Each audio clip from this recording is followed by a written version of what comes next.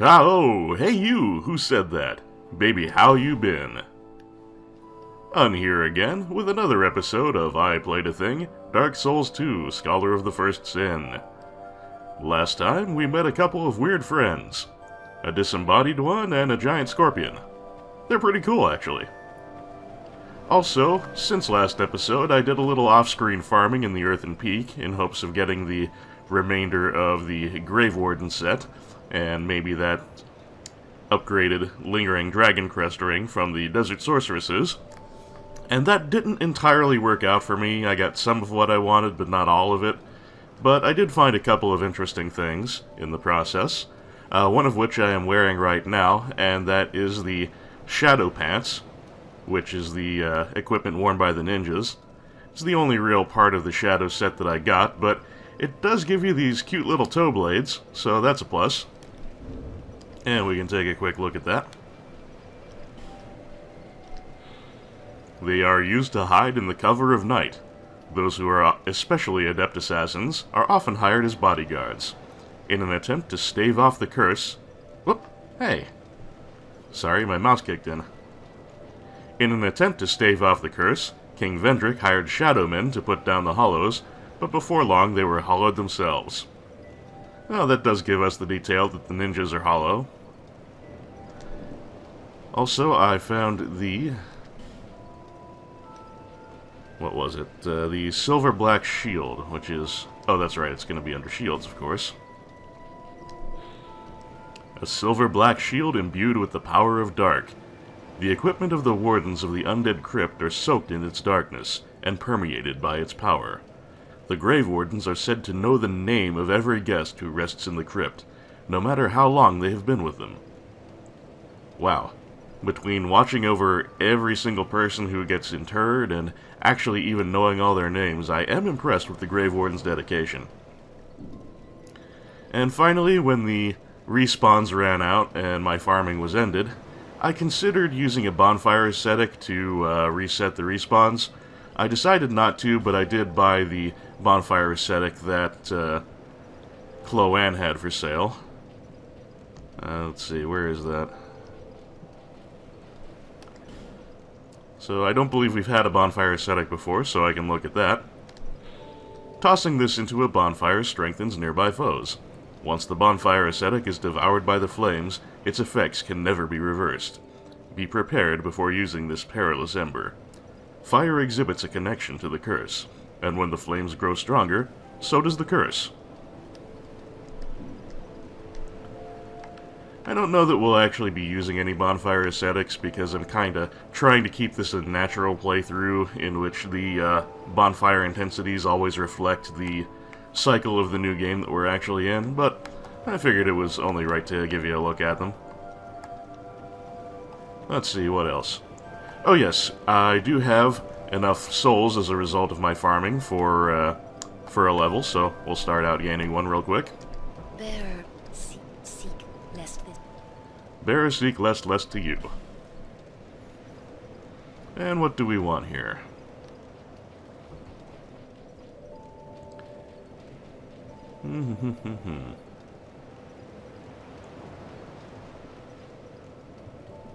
Well, it would be nice to get that adaptability up a little more, keep bumping that agility.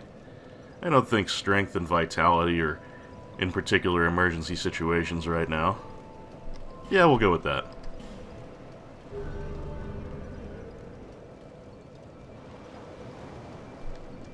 Alright, very good. And now we shall return to the Sacred Woods and continue... Sacred Woods? Shaded Woods. And resume our exploration.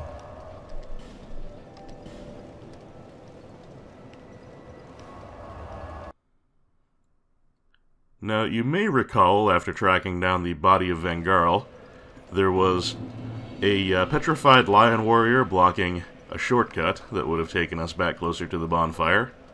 That shortcut would also be a shortcut to another very worthy item, but we can get to it without having to spend a I'm not getting my names correct today. As I was trying to say, we can get to it without spending a fragrant branch of yore. So that seems the best course of action.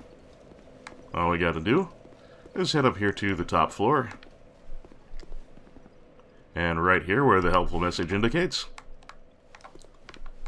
we just have a hop down to the bridge there, and we can get our lovely prize. Gonna take a little fall damage from that, but we can handle it.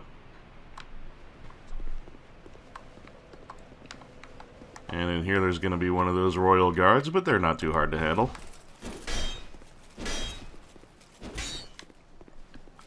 Especially when you can do the golf swing. He actually survived one. Bully for him. But he's not going to survive that. And we can claim our due. And it is wonderful, wonderful, sublime bone dust. And I don't think I need to make a special trip for that, but next time we are in Majula, I can drop that on into the far fire and give myself an Estus Flask +3.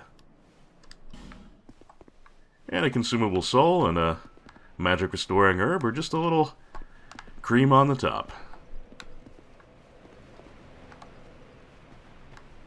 Yeah, this is where that petrified lion was that would lead us back to where we fought the body of Vangarl. No need to mess with that, we can save our branches. And here's something else. I don't remember what's in this chest. Be wary of monster? Well, it doesn't have any latches, it shouldn't be a mimic.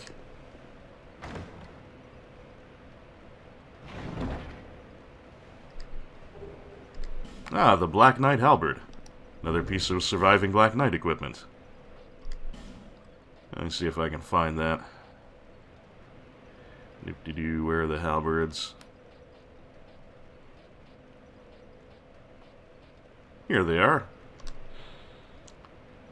A halberd wielded by knights who served a lord of light in a long-forgotten age. Even after their flesh was charred by flame, they remained as strong as ever and stood watch, challenging visitors to their land. I think that might be more or less the same flavor text as another piece of Black Knight equipment we got, the Great Axe. Yep, it was. Oh well. And here's that dark scythe I didn't find last time. A scythe fitted with a large custom blade. Has an extended slashing reach when swung broadly, but beware, these attacks make the wielder very vulnerable.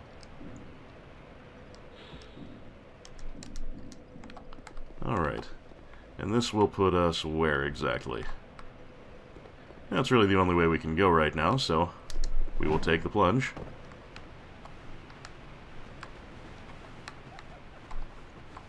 Oh, okay, this is just going to put us on the other side of the branch here.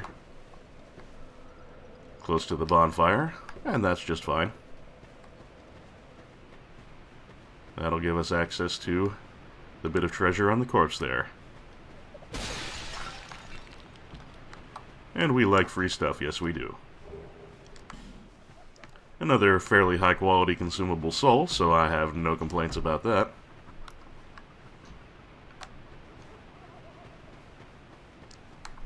Yeah, I really do want to unpetrify this fella at one point, but I want to have one more spare branch before I go spending any. Because there are a lot of petrified folks around here, and I want to make sure I don't miss one that I particularly need to unpetrify at the moment. And I think there might be another branch or two to be had in this general vicinity, so we will just play it cautious. Well, I suppose I am a little too plump to fit through here.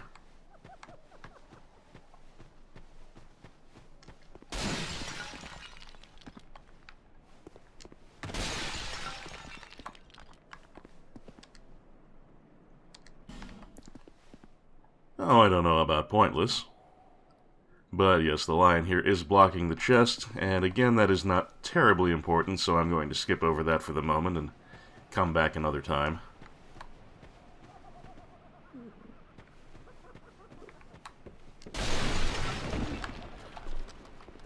Oh yeah, kind of forgot about the floor that would fall away under us there, but that's okay. We would need to get petrified. Awesome. Note to self, treat basilisks with a little more respect.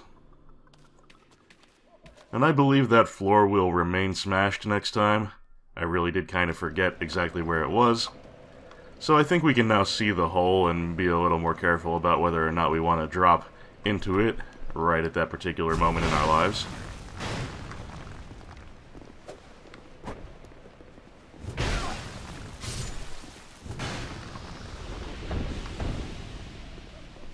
Man, my max HP is looking ugly. I think it's a pretty good time to put on the Ring of Binding.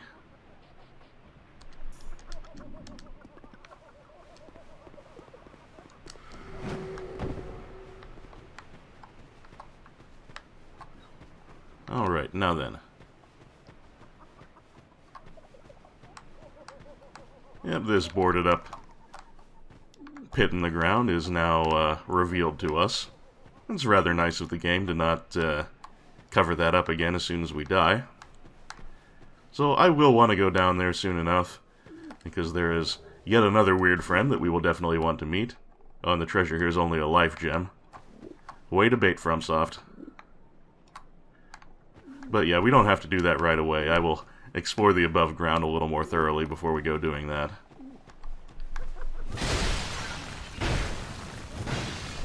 Oh, you sneak. Very tricksy.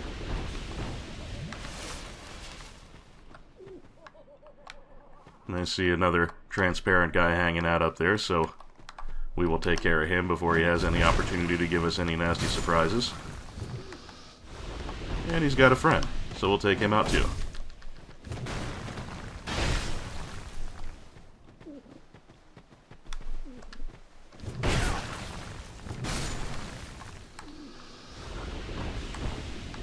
Trading a lot of hits today, not at my most agile or accurate. Oh well.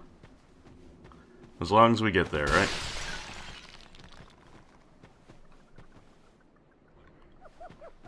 Well, I see something happening through the wall there.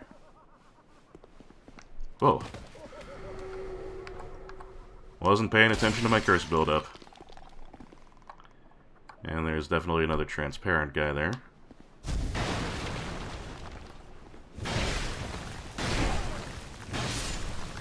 But when you see them coming, they're usually not too much of a problem. Aha, basilisk. That's what was clipping through the wall. Now, if I am not mistaken, if I unpetrify this guy, in addition to whatever is over there, I will get another fragrant branch, thus restoring me. But I'm not positive, so I'm going to play it careful for the moment. And in the tall grass over here, there is another covered-up pit that is also one that we will need to explore in the not-too-distant future before we finish up with this area. But there are still some more things to do around here. And by the way, this spot between the two staircases here is progress. That's going to lead us to the boss, but I'm certainly not ready for that yet.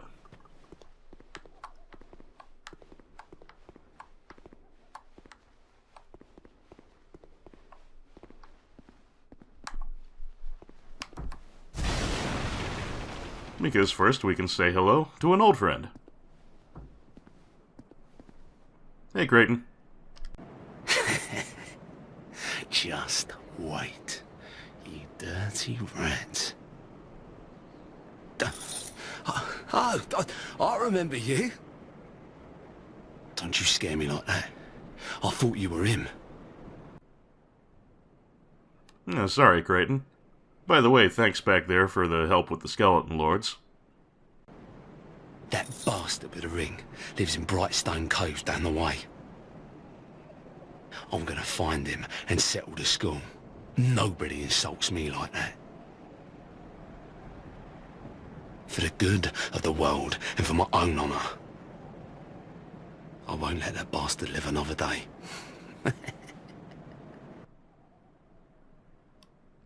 For the good, I won't. Well, our buddy Creighton Barrel seems to be getting increasingly unhinged on the subject of mild-mannered Pate. But apparently, Pate lives in Brightstone Cove, which is exactly where we're going to be heading as a result of this next path of areas. So perhaps this whole thing is going to be coming to a head pretty soon.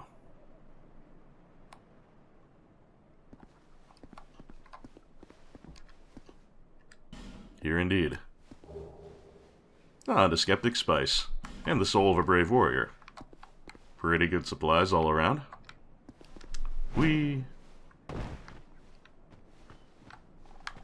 Alright, that was the right staircase. Oh, the left one doesn't actually have a staircase, and I don't think there's actually anything here. Try right? Really? Oh, try the right staircase. Okay, reasonable enough.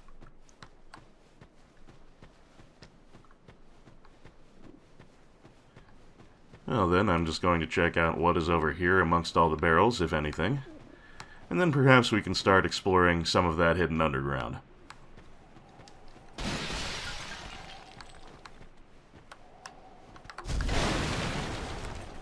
Well, there's a lion over here at least. That's something.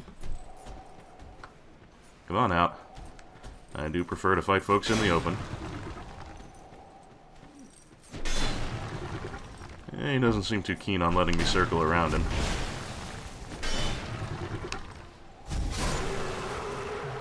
And I learned last time that these guys have solid poise, so I don't want to try and just stun-lock them down.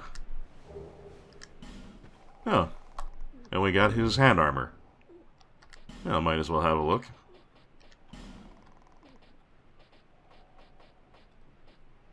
There we are. Cuffs, worn by Lion Clan warriors. The Lion Clan are an offshoot race that have no ties to humans, and would murder anyone who might have the curious notion of approaching them. The Lion Clansmen seem to despise their own looks, as they hate being seen. Interesting. Makes me wonder if they are constructs of some sort. They certainly wouldn't be the only ones around here. You all remember Tark, I imagine. Anywho, these do have the additional effect of reducing falling damage. So if you need to do that, that's a plus.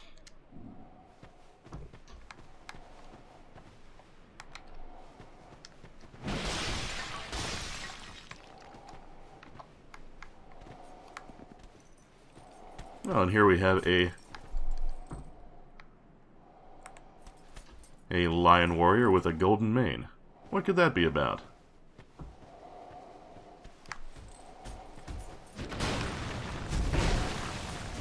Oh, and he got a piece of me too. My god, they hit hard. Oh, and we got another one's attention. That's probably not a good thing.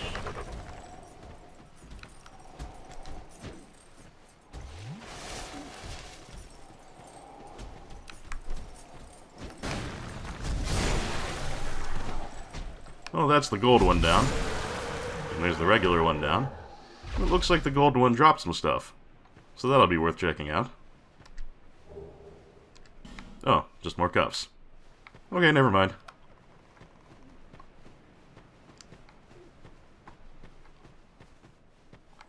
But he was looking at another statue here, so that's probably someone we'll want to check into eventually. In the immediate.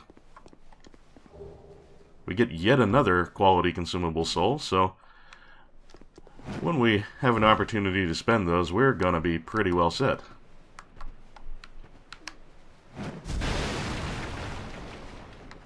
Any more lions over here? Doesn't look like it. Any shinies over here? Also doesn't look like it. Well, still, we got some passable treasure already, so I can't complain. Well, I could, but that would just be crass of me.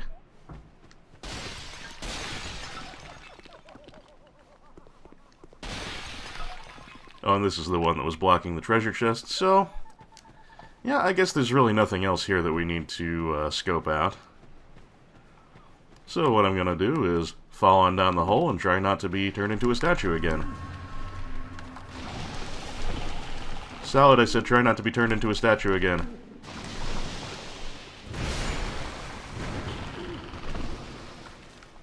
Or try not to be straight up murdered, that would also be a positive. Oh, and you know what? I am being dumb. I'm being careless as well as dumb. Wow, usually I get through an entire playthrough without actually getting petrified at all, but this time I can't seem to avoid it. I do beg your pardon, friends. Anyway, as I was saying, what I actually need before I go down there is the item that I would get for the lion guy over there on the path. So, although I do not entirely like to spend my only branch at the moment, yeah, we're gonna go ahead and deal with that.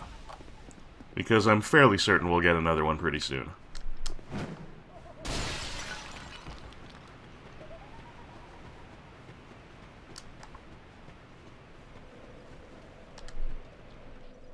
Yeah, let's do it.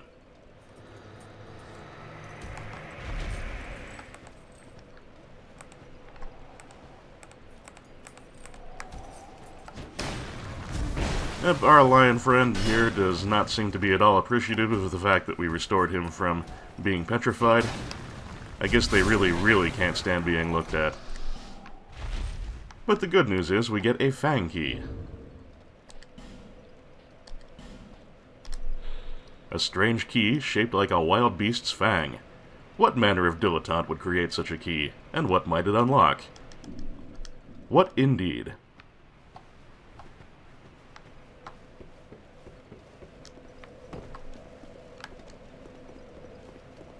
So now then, third time's a charm, right? I am heading right on back to that drop, and I am going to try not to be turned to stone this time. And I will actually have the key that I meant to take down with me in the first place.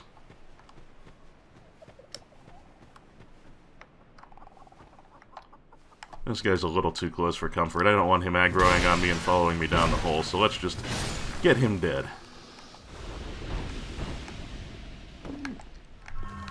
Okay, bloodstain obtained. Basilisks revealed. Oh god, they're gonna kill me without even stoning me. Nope, get me out, get me out, get me out, get me out. Get me out, get me out, get me out. Get me out, don't stone me. Don't stone me, bro.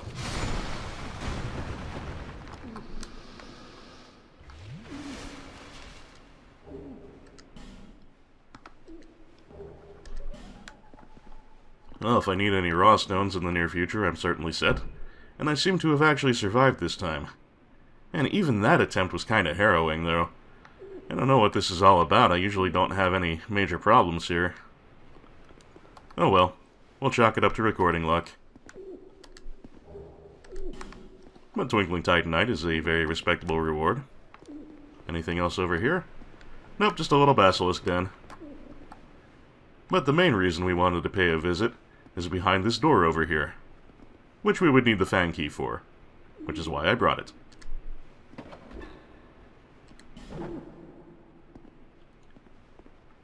Well, first we'll loot.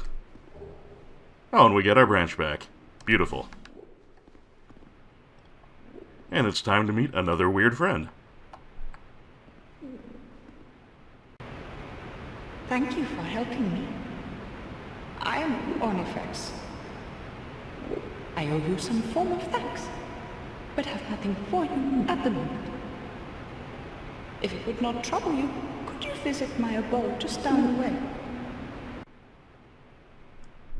Oh, nice to meet you, Ornifex. Who locked you up in here, anyway? That's something we'll never actually find out. Thank you, kind traveler.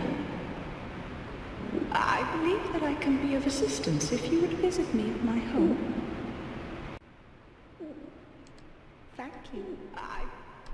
You're very welcome. So, you might, if you are familiar with the previous game, think Ornifex looks a little bit familiar. And yes, I don't know if it's exactly the same, but she more or less shares a model with the bird people enemies that you encounter in the painted world of Ariamis. And if you should aggro her, she does have the same moveset as them for the most part. She smacks you with their wings. And you remember the bird people in the painted world, how they had a jumping grab attack where they would leap onto your head and peck you to death? Well, if you should aggro Ornifex, she has the same grab attack, just with a little bit of a difference. She jumps onto your head and snaps your neck between her thighs. What a woman.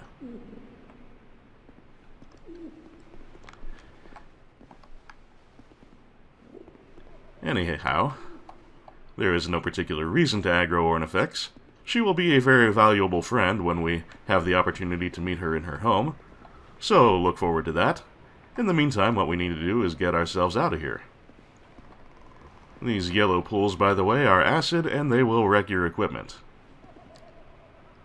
Yeah, just as the message says. So you will want to stay out of there.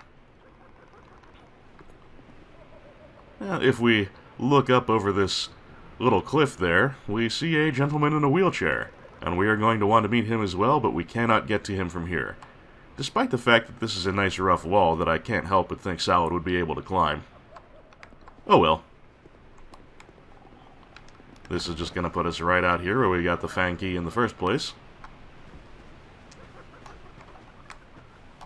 So let's head back to the bonfire, head back up top, and we will find that other pit, and we will meet the elderly fellow in the chair.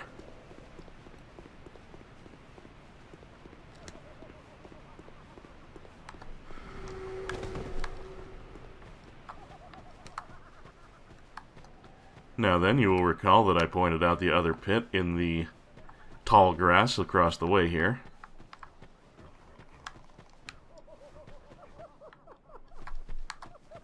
So that is our next destination. Yep, there is a hole. And you can kind of see something looks a little bit strange here. There's kind of some boards and some dirt covering it up, so they give you a little bit of warning at least.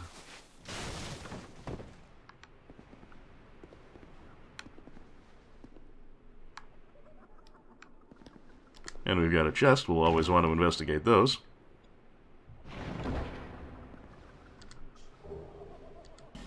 Homing Soul Mass. Little free sorcery for us. Nothing we're going to be smart enough to make use of, but why not? Multiple soul masses appear above the head. When fired, they home in on their target. This spell was said to have been devised by a master sorcerer, but his name is long forgotten. Is this more work of Big Hat Logan? I don't recall if that was mentioned in the previous game. Well, maybe it was, maybe it wasn't. Anyway, Sir, how did you get down here? This place isn't even remotely wheelchair accessible. Ah, look how far this undead has wandered. And a very fit undead you are. A bit too alive, but with a darkish shadow.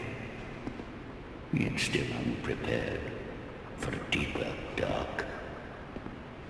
And like every undead, you have no future. Oh my, don't mind me. I'm just talking amongst myself. But if you find the need for a truer dark, then meet again. We shall. Salad, what is with that little dancer doing there against the wall? Anyway, never mind. Let's talk to him a little bit more.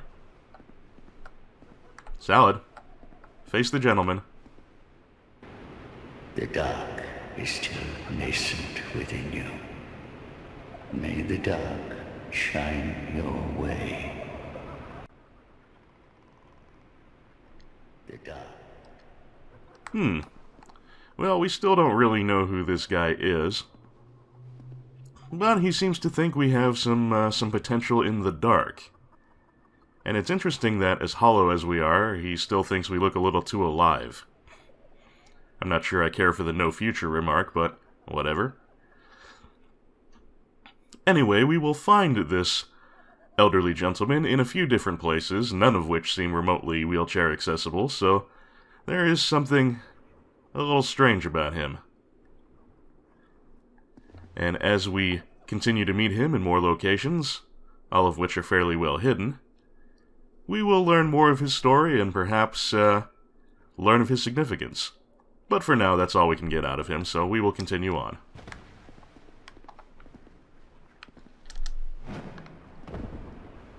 And we can just take that same exit right back out to here.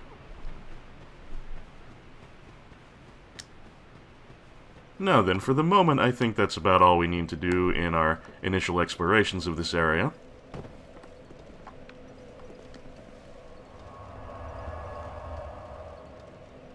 So I'm just going to refill my Estus, and I'm going to put down a summon sign.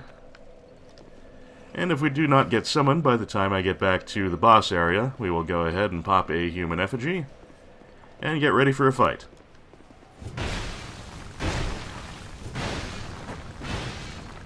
Oh, die, won't you? Thank you.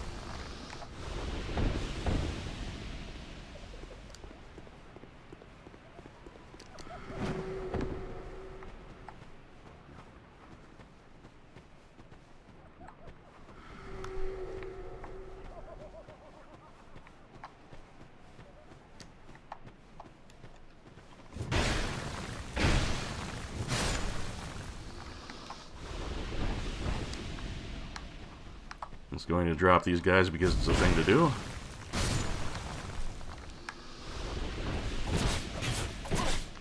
And so I can meaninglessly lose some health. But the phone's ringing, and that's a plus.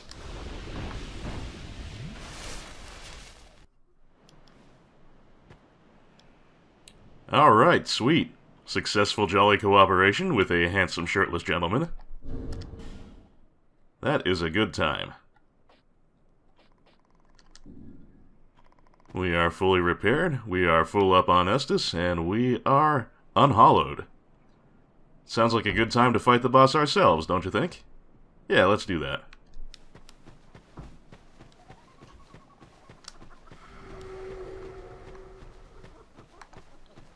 And then we have a new NPC summon here for Scholar of the First Sin, and it is our good buddy Old School Brad. Now, normally I would absolutely love to bring Brad along for the fight, but we've got another NPC summon up ahead. I don't want to gangbang the boss too hard, and the next one is one that we are not going to want to miss.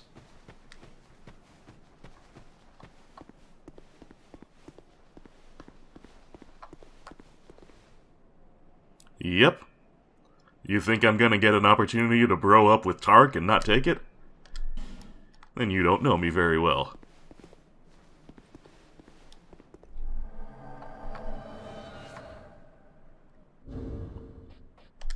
Alright, here he am, rock you like a hurricane.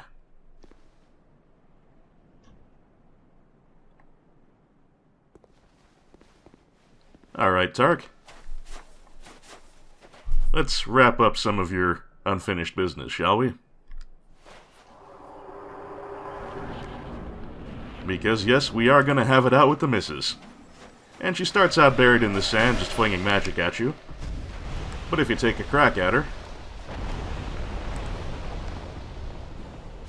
meet Scorpioness Najka, or Najka, or whatever it might be. Anyway, she is reasonably dangerous. She can do quite a bit of damage and inflict toxic on you, I believe, not just poison, with those tails of hers. And she also has a weapon that she can try and stab you with at close range in a rather Quelaag-type fashion. And as you can see, she's got some magic skills as well. Oh, and why did I not buff my weapon up here? You can also see there that she has a rather impressive amount of range with those tail swings of hers. Oh dear. I quite forgot that her poisonous tail grab is rather unblockable. Drink fast, Salad. Well, while Tark is keeping her busy, and my god, she's putting a hurt on him, we're gonna buff up our weapon and... Oh my goodness! Okay, yes. That is another thing that Najka can do.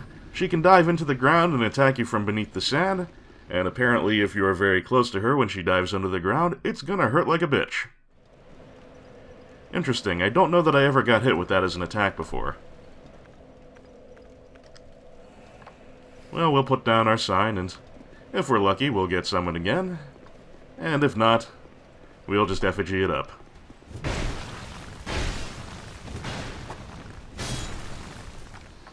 And this time, hopefully, I will remember to put my magic weapon on before I actually get into combat. I don't think it would have turned the tide on that one, but at the very least we would have gotten some more damage in.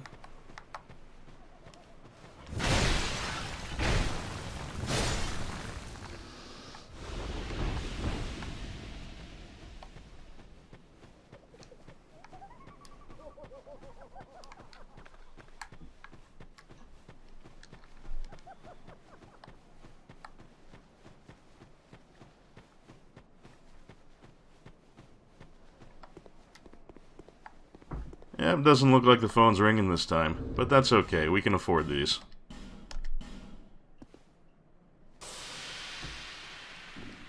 If you're not too careless with your effigies, you can make them last a pretty long time. And I've been using them sparingly. Oh, Tark, where is your summon sign? Maybe if I move away a bit and kind of refresh the area a little bit. Oh, that's right, it's because I have a summon sign up. Silly of me.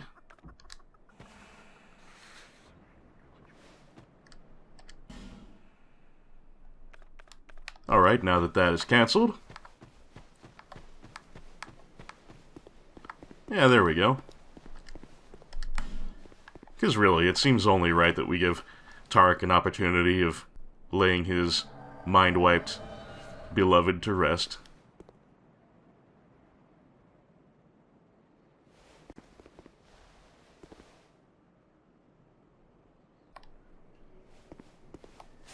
A tragic duty, but it seems like at least part of it should be his.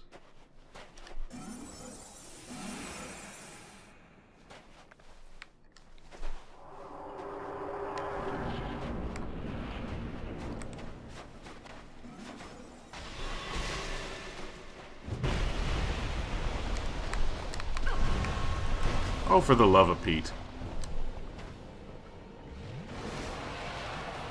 Ma'am, this brings me no pleasure, but you are a danger to yourself and others. Oh, and by the way, it is entirely possible to cut off her tails. You, as with other tail cuts in this game, do not get anything for that. But it does mean that she can no longer grab you with them.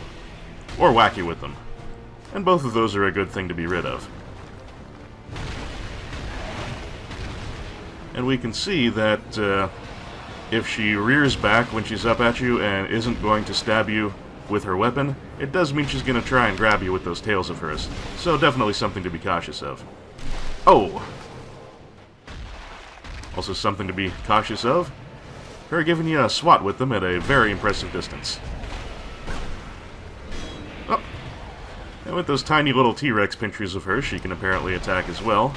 Not one of her more threatening attacks, but something to be careful of.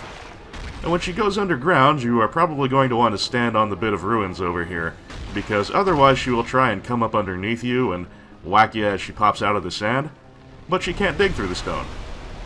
Stands to reason, doesn't it?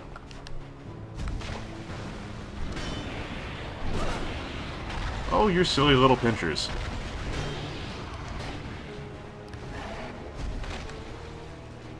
Well, Tark is doing much better against her this time. Guess he wasn't really feeling it last time either. But while he keeps her busy, we can put our weapon buff back on and we can really finish this up.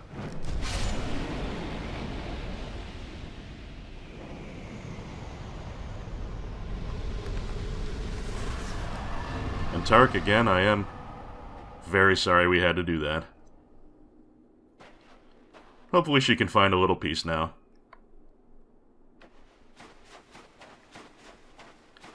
Now, over here we have a corpse in a tree with an item on it. It is fairly difficult to get. The only way to knock that tree down, and thus knock the treasure-bearing corpse down, is to have Najka come over. You have to kind of bait her over here, and have her knock down the tree, because we cannot do it ourselves. But it is really not particularly worth doing, because if I recall correctly, the only thing that the corpse has on it is a single flame butterfly. Whoop-de-shit. It is a pretty pointless treasure indeed. Now then, having done that, it only makes sense to go back and check in with Tark, make sure he's okay. But before we do that, we should have a look at that new boss soul we got. Najka was born of the misdeeds of an ancient being, a frail soul from the beginning that soon succumbed to madness. Rest in peace, Najka. Oh, and a sort of personal and probably completely uninteresting bit of trivia. Up until my practice run for this game, in Scholar particularly, I kinda had a weird case of localized dyslexia when it came to her name. I continually transposed the K and the J in my head, and was looking at it as Scorpioness Najka. And you know what? I actually like my misunderstanding of the name better than the actual name. I think Najka kind of sounds better on the tongue. But oh well.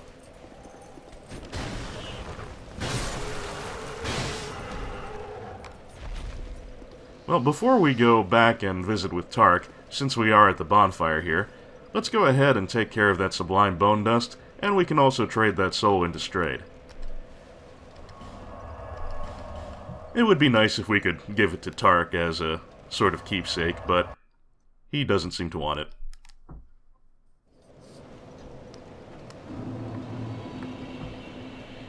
Alright, job number 1. Enhancing our Estus Flask.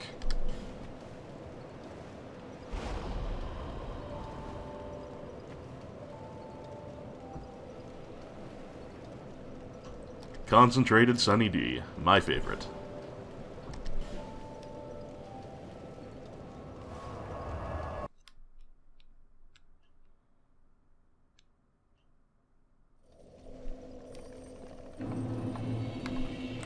Job number 2, trading in the boss soul.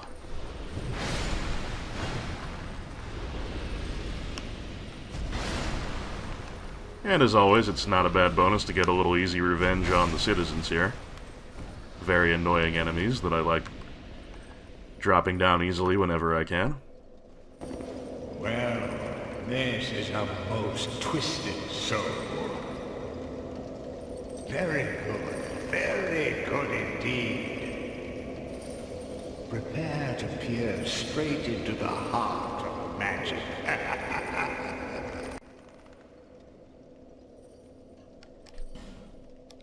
And what we can get for Najka is a bit of sorcery, the Soul Shower. Hurls a huge soul mass which splits into smaller souls that rain from above. Requires real talent and is difficult to handle. Only works in certain places and against certain foes. Now that's probably a little misleading. You can use it anywhere you want, it's just only valuable in particular situations. Anyway, we will take that. It only seems fair that we put poor Najka's soul to some use, perhaps in a future playthrough. Feeble, cursed one. Do you really think you can manage the glories that are my spells?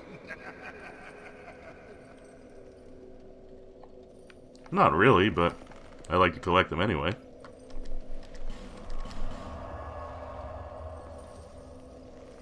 Now then, we have a lot of souls on our hands, so this is a good opportunity to put a few more levels on our tally, and we can always save our consumables for later if we should need them. Bearer, see, less. Alright. We've kind of been neglecting our HP, so let's put a little more on that.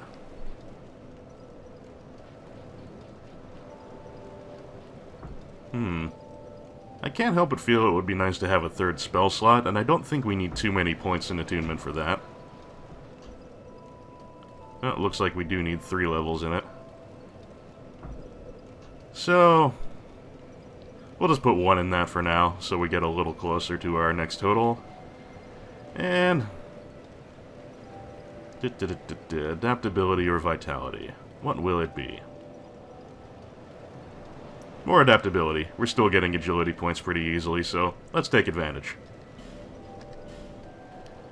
And because we are so very close to another level, I'm going to go ahead and pop one of those consumables. 4 brave warriors. Hot damn.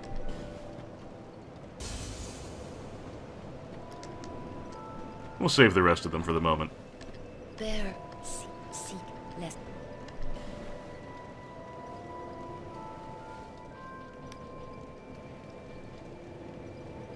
And we'll drop another into an attunement slot, and I believe at level 16 that is when we will get our next one. So not too bad.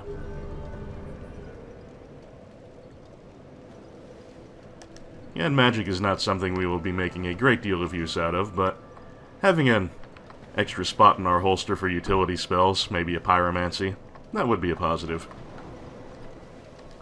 Alright then, let's go ahead and check back in with Tark.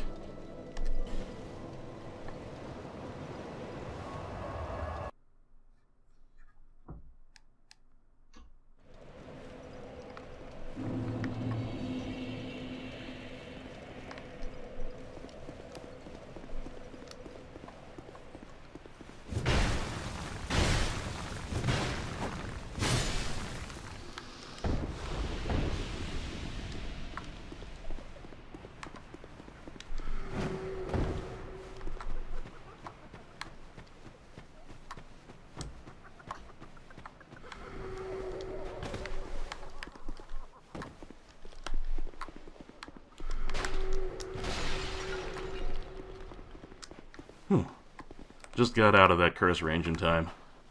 Wouldn't want to have to use another effigy at this point. Wow, this is a tricky shadow.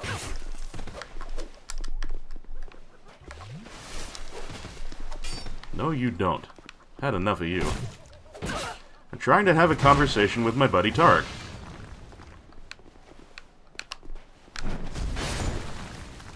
Much better.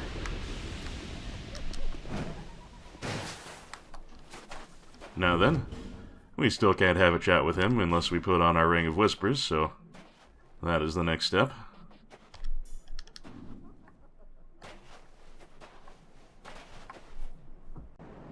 You've defeated my better half. This is my thanks. Take it.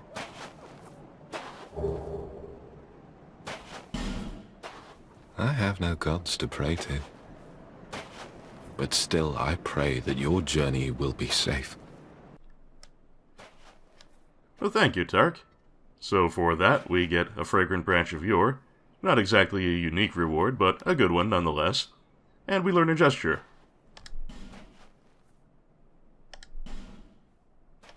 I have no, but still.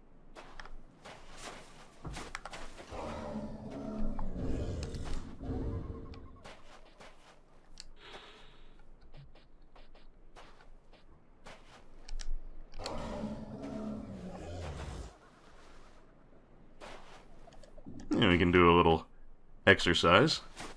Get hyped.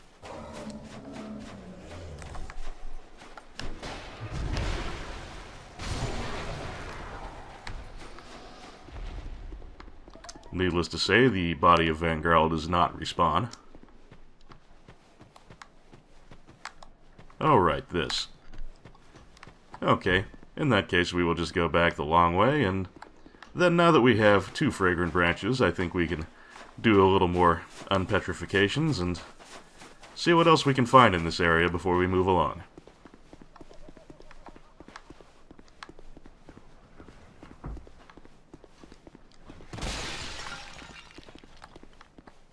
Let me let this curse go down a little bit before we go running back through the jars. There we go.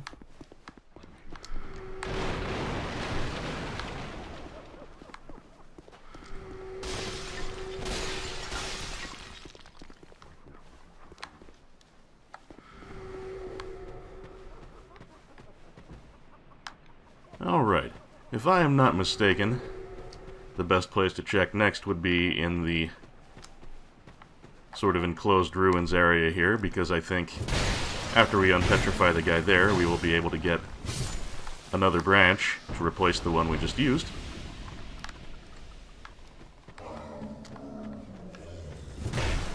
Oh, and I am still wearing the Ring of Whispers, aren't I? We'll take that off in a moment.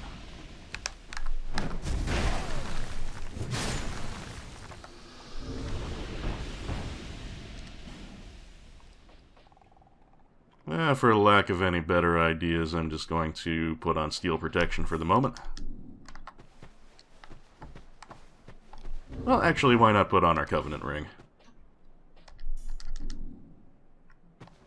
Doesn't look like this is a place we can actually get summoned for it, though. Too far from the belfries, I guess.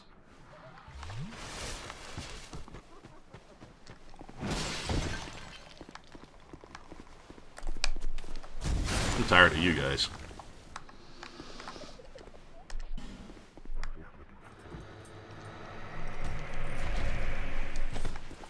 That is a very sneaky placement for a curse jar, I must say.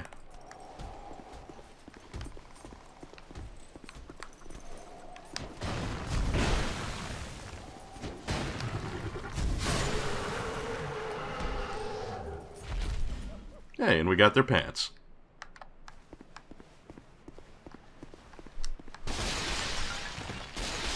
Enough with the curse jars already, I get the idea.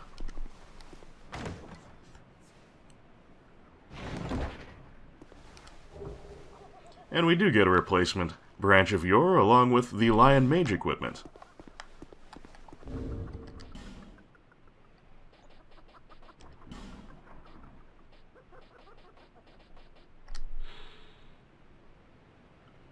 The Lion Clan are an offshoot race that appear in historical records quite abruptly, as if one day they climbed up out of the depths of the very earth itself. Yeah, I'm definitely starting to wonder if these guys are constructs just like Tark and Najka. But regardless, it does have the beneficial effect of increasing your casting speed, which if your attunement is not super high can be a little bit of a weight sometimes, so that is a good thing to have. And let's see, how many branches do we have? Yeah, we still have 2, so let's go see what we can do about that chest that was blockaded. Because if memory serves, what we can actually get there is not really pointless, not super useful, but a reasonably beneficial utility spell.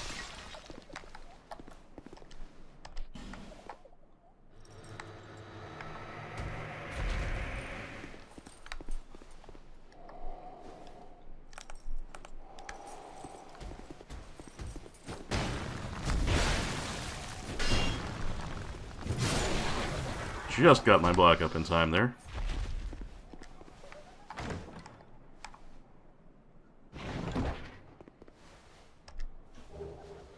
There we go.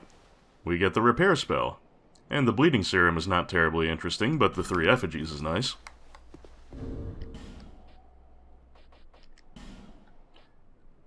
And the repair spell does pretty much exactly what you would expect. A sorcery that dates farther back than recollection. Repairs equipped weapons and armor. Uses light to repair damaged weapons and armor. Supposedly, this sorcery restores items to a past state, but with the knowledge of this art lost, the finer details of the phenomenon are unknown. And that requires 15 intelligence, which is more than we have, but as a utility spell, this would probably be a pretty solid use of some of our Simpleton Spice, so I will probably consider doing that at some point.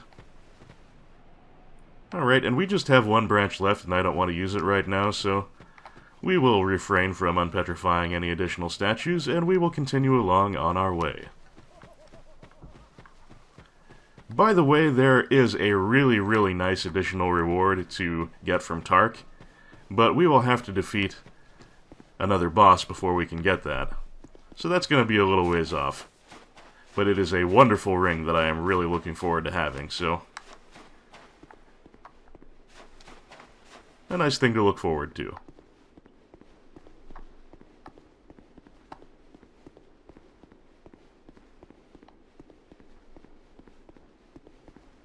And down this very long corridor, we will be coming to the next step in our path to the next of the old ones.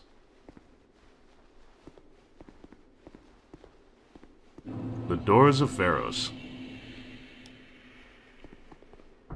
Now, you may recall that in the Hades Tower of Flame area, we saw a mastodon-looking dude that we could not get to, because he was behind a petrified hollow. Well, here is the first time we will encounter one we can actually have a fight with. Want to make sure we have his attention a little early. And we'll have it out.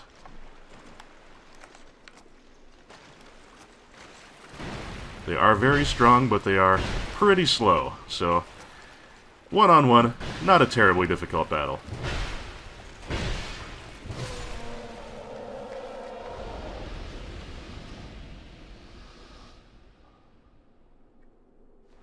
And up ahead there on the stairs, we have a Gurm warrior.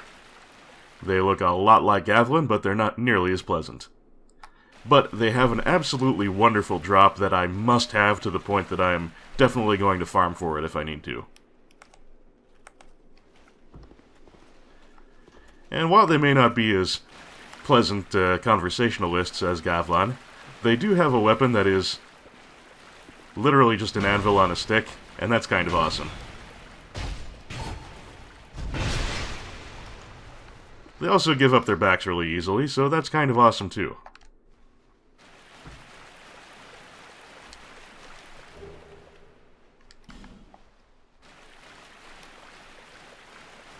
Over here, we have our next bonfire. And through this creepy head door is progress, but there's a little bit more we can do over this way.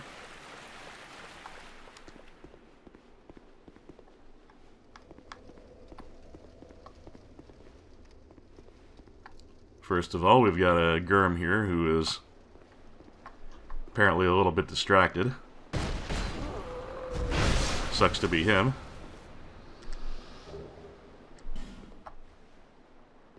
And I wonder what was so interesting about this chest.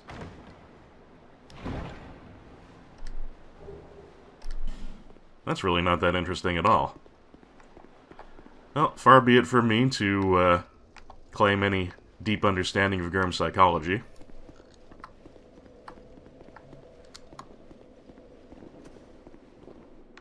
And hey, speak of the devil.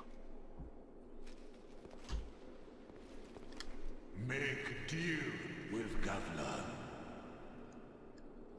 You bet your ass I will.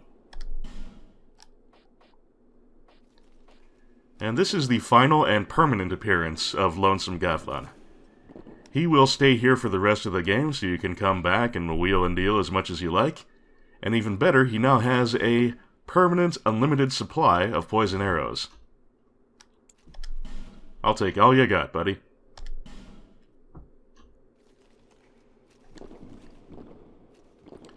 And we may at this point be able to get his loyal customer reward, so let's give that a try.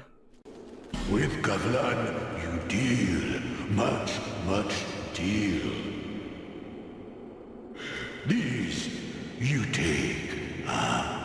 For you. Thanks, bro. I have his axe. You go home. Nah, I'm gonna do some more exploring first, but I'll be seeing you around, I'm sure. Gonna need some additional poison arrows in the future, no doubt.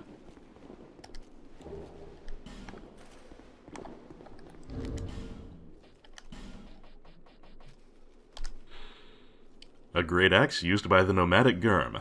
At first, this great axe appears crude, but with further examination one sees the fine craftsmanship of Gurm blacksmiths.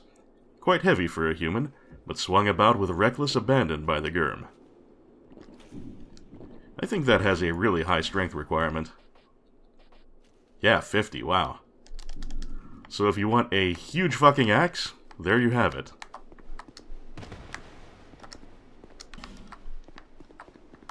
And what is up here? I don't really recall. Ah, another Gurm warrior. This one throws great axes. And you do not want to get hit with that. It really hurts.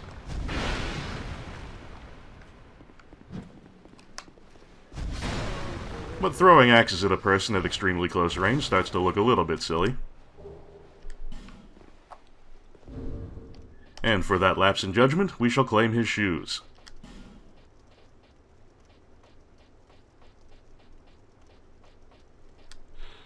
Warrior boots of the nomadic Gurm. Excellent poison defense, but very heavy. Most Gurm descendants refuse contact with outsiders, and live with a sense of deep contempt for those who exiled them. Well, thankfully our buddy Gavlan is cut from a different cloth. Oh, is that a lizard? That's a lizard. Yoink. There's one of those distracted little guys again. I think it'd really do with a little more situational awareness, don't you think?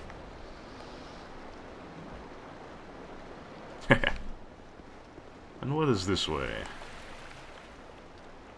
This way is not a way we can go.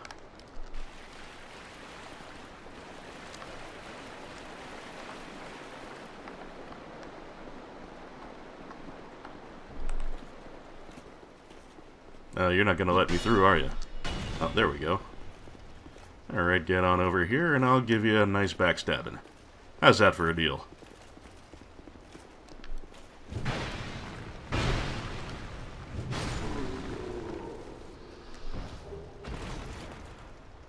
Oh, hey, we got the anvil on a stick. And his gloves.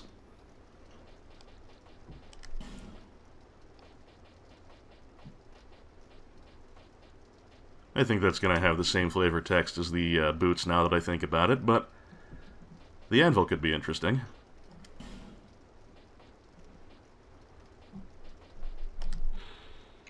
A great hammer used by the nomadic Gurm. A makeshift weapon created from a blacksmith's anvil. As heavy as it appears. Crafted rather shoddily, but each hit landed is certain to inflict serious damage. Yep. Smacking someone with an anvil would be as effective as you would think.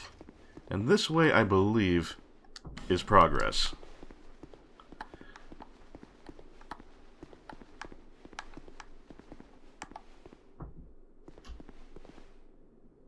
Yeah, we don't want to go this way quite yet.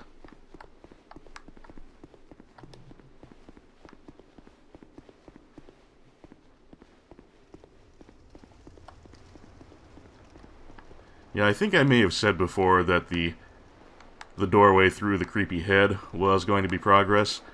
In a sense it is, but that just goes to an optional area, whereas I believe this way is the way to actually proceed toward the next old one.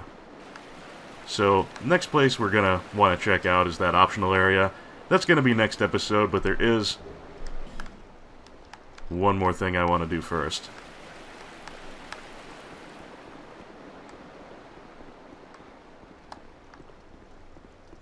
Well, let me just roll on back downstairs and head past the Chugmaster to the area around the bonfire.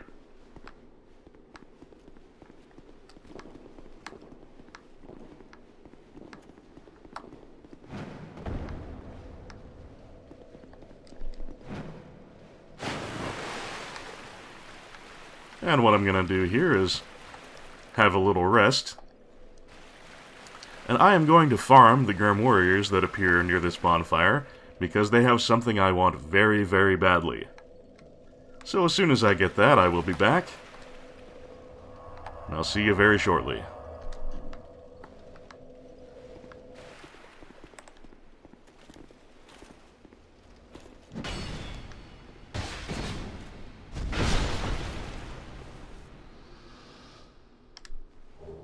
Finally!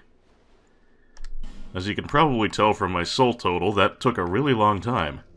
Usually this isn't a hard drop to get at all, but I just seem to be having terrible item drop luck this run.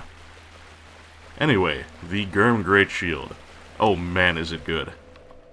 It is actually tied for the best stability in the game. So let's have a look at that.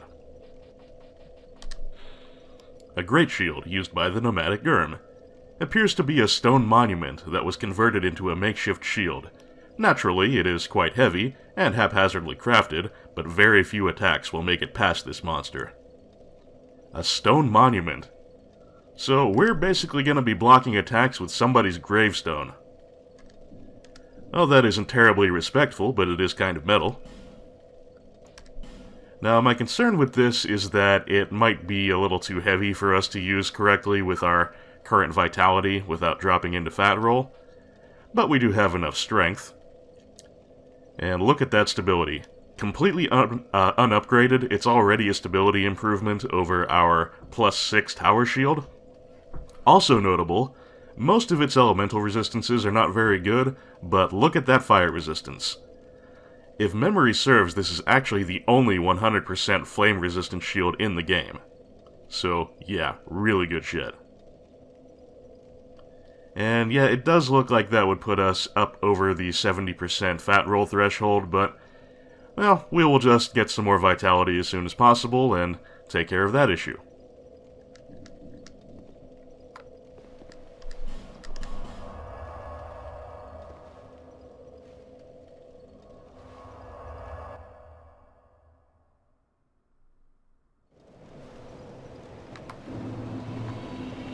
Alright then. Now that we have acquired one of the 2 best great shields in the game, I think that is an excellent opportunity to call it a session for this time. As always, friends, it has been a pleasure, and I hope to see you again real soon when we continue our exploration of the doors of Pharros. Until then, a very good day to you all. We at I Played a Thing would like to reiterate our great appreciation for the generous support of Justin Carpenter, Nolden, Zangamarth, Charlie Dunst, Anonymous Benefactor, John Madigan, Johnny Millennium, Sanguine Games, Misha Van Doren, Craig Patterson, Frank Grizzy, Tim J., Lolo DePuzlo, Joshua C. Ritchie, Jared C. Rice, Darren Chow, Sonic Rose, EX Potemkin, Alicia Goranson, Argyle Jelly, Mechazaurus, Gigi Jono, and many more. Thanks as always go out as well to all watchers, subscribers, and commenters. Thank you very much, and I'll see you again real soon.